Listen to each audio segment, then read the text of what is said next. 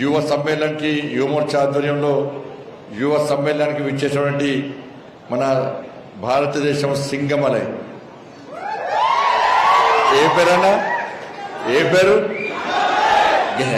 మీకు అనస్తలే గట్టి లేదు ఏం పేరు పోటీ పడదాం వీళ్ళడదాం ఏం పేరు మదన్ ఏం పేరు అన్న వెరీ గుడ్ గ్రేట్ అటువంటి అన్నమలై గారికి హృదయపూర్వక స్వాగతం పలుకుతూ ఇవాళ తమిళనాడులో మరొక ఐపీఎస్ ఆఫీసర్ ఇవాళ ఐపీఎస్ ఆఫీసర్ నుండి కూడా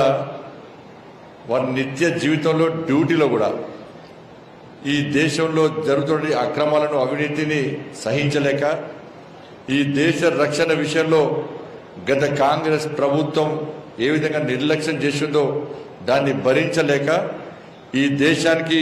దిశ దశ చూపించినటువంటి ఒక గొప్ప మహానుభావుడు నరేంద్ర మోడీ గారిని భావించి వాళ్ళ ఐపీఎస్ నుంచి పాలిటిక్స్ లోకి వచ్చి అటువంటి నరేంద్ర మోడీ గారి స్ఫూర్తితో నరేంద్ర మోడీ గారి నాయకత్వంలో నరేంద్ర మోడీ గారి యొక్క సంకల్పంలో నేను కూడా భాగస్వామ్యం కావాలని చెప్పి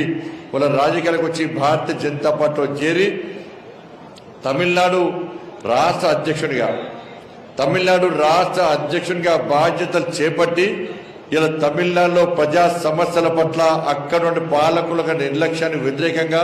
అక్కడ పాలకులు తమిళనాడు ప్రజలను ఏ విధంగా తప్పుదో పట్టించి సెంటిమెంట్లను రగిలించి ప్రజలు తప్పుదో పట్టిస్తున్న తరుణంలో ఆ తమిళనాడు రాష్ట్ర ప్రజలకు ఒక భరోసా నింపడానికి ఒక విశ్వాసం కల్పించడానికి ఆ తమిళనాడులో ధర్మం కోసం దేశం కోసం నిత్యం నిరంతరం పోరాటం చేస్తూ ఒక స్ఫూర్తిదాయకంగా నిలిచిన గొప్ప వ్యక్తి వాళ్ళ అన్నమలై గారు. ఇలా నిరంతరం పాదయాత్రనే నరేంద్ర మోడీ గారు పార్లమెంట్ లో మాట్లాడినా నరేంద్ర మోడీ గారు పార్టీ ఇంటర్నల్ మీటింగ్ లో మాట్లాడినా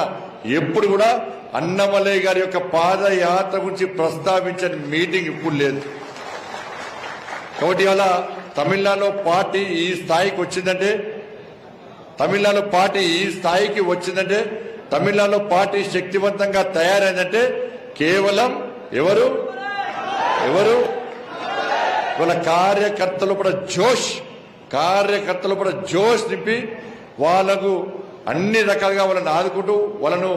వాళ్ళను కూడా ఒక కార్యక్రమంగా తయారు చేసి వాళ్ళ అన్నమలై గారి వెంట నడిచిందంటే అది పూర్తిగా అన్నమలై గారి గొప్పతనం,